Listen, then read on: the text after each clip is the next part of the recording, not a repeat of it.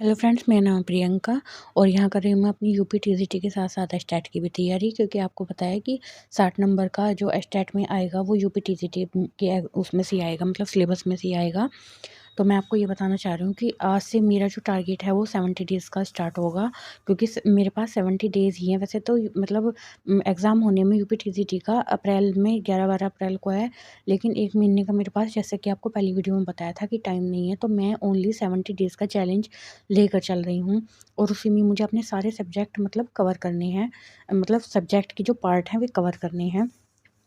कल मैं जब शरीर क्रिया विज्ञान पढ़ रही थी तो उसमें मैंने देखा कि क्वेश्चंस इस टाइप से भी पूछे जा रहे हैं पीजीटी में शरीर क्रिया विज्ञान के, कि थायराइड ग्रंथि किस चीज़ से बनी होती है, मतलब वो थायराइड ऊतक से बनी होती है, इस टाइप से। जैसे थायराइड ग्रंथि है या मतलब सारी ग्रंथियाँ और मतलब शरीर परिसंचरण तंत्र, रक्त परिसंचरण तंत्र, हृदय वगैरह, ये सब मैंने जब पढ़े तो 1-2 बार में तो ये समझ में नहीं आते। जब हम इन्हें बार-बार समझ कर याद करते हैं लिख कर, तो तब ये समझ में आते हैं कि इसमें क्या बताया जा रहा है।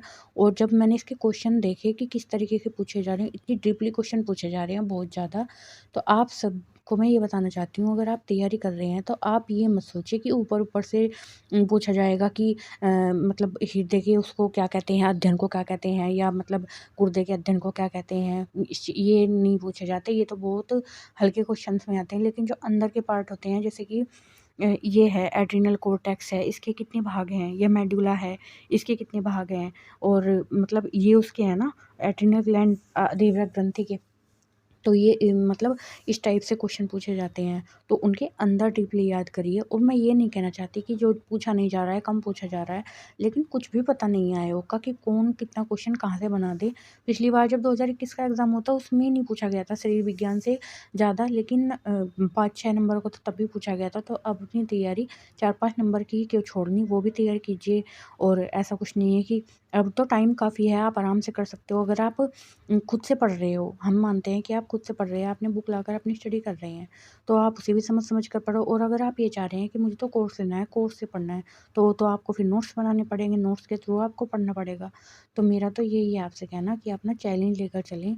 और मेरे पास तो थोड़ा टाइम कम होता है, क्योंकि एक तो बच्चा साथ में है, दूसरा मतलब घर के काम वगैरह में बहुत कम टाइम मिल पाता है। मैं जो ये वीडियोज़ भी मतलब बनाकर डालती हूँ पावर डायरेक्टर के माध्यम से, ये भी पता नहीं तब बनती है मेरी जब लड़की सोई हुई हो या वो खेल-वेल में लग रही हो, तब जाकर मैं थोड़ी-मोड़ी वीडियो मतलब शूट कर पाती हूँ अपने फ़ोन से, और फिर मैं पावर डायरेक्टर के माध्यम से डाल पाती हूँ।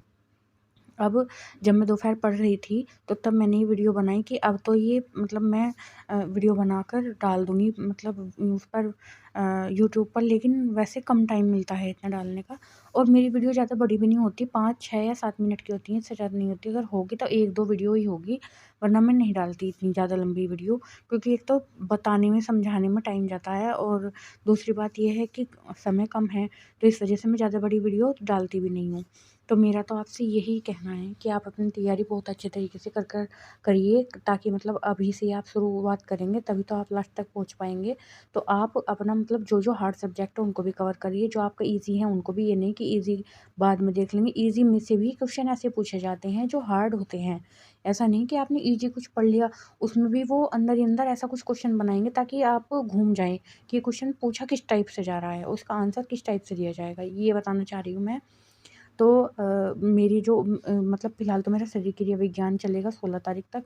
उसके बाद मैं जो मेरे बाइंडर बने हुए हैं, जैसे कार्य सरलीकरण की है, मैंने आपको बता रखा है, निर्णय प्रक्रिया है, और ये हैं सब चीज़ें, 2-3 चीज़ें हैं, ये साधन जो हैं, ये हमारे संसाधन, वो सब उससे स्टार्टिंग करूँगी मैं।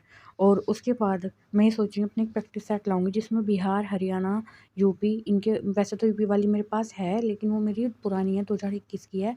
और मतलब जो बिहार में रिसेंटली एग्ज़ाम हुए 1-2 साल में होम साइंस के, वो सबसे मेन है। चाहे वो मुझे फिर मतलब यूट्यूब से ही पढ़ने पड़े, वे क्वेश्चन देखने पड़े, लेकिन मैं उन्हें ज़रूर देखूँगी, क्योंकि इन्हीं सब चीज़ों के जोड़-तोड़ से ही क्वेश्चन आते हैं।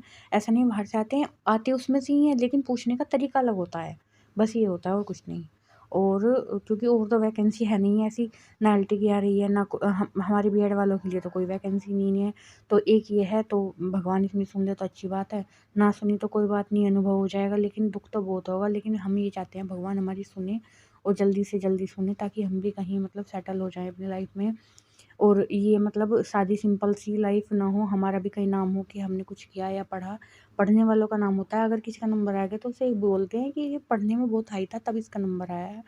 और तो मेरा तो यही कहने का मतलब है कि अपनी क्षमता अनुसार इंसान पढ़ता है, जितनी उसकी क्षमता होती है। ये नहीं कि कोई 20 घंटे पढ़ रहा है, मतलब या 20 तो ख़ैर किसी के बस की है कि मतलब 15 घंटे पढ़ रहा है तो हमें भी 15 ही पढ़ने। जितनी अपनी कैपेसिटी है, कितनी अपनी क्षमता है, उसके अकॉर्डिंग इंसान को पढ़ना चाहिए। ये नहीं कि हम दूसरे की नकल से, नकल में भी अकल चाहिए होती है, कभी किसी की नकल नहीं करनी चाहिए। मैं अपना खुद का अनुभव मानती हूँ, मैंने कभी किसी की नकल नहीं की। क्या किसने खरीदा, क्या कोई पहन रहा है, क्या कोई मतलब अपने जीवन में घूम रहा है या कुछ भी मैंने या कोई कहीं सेटल हो गया, या मैं नकल किसी चीज़ की नहीं करती। बस मैं इस चीज़ की करती हूँ कि इंसान को पढ़ना ज़रूरी है, पढ़े बिना कुछ भी नहीं है। और ये भी कोई नकल नहीं है, ये अपनी क्षमता अनुसार है। बस आज की वीडियो मेरी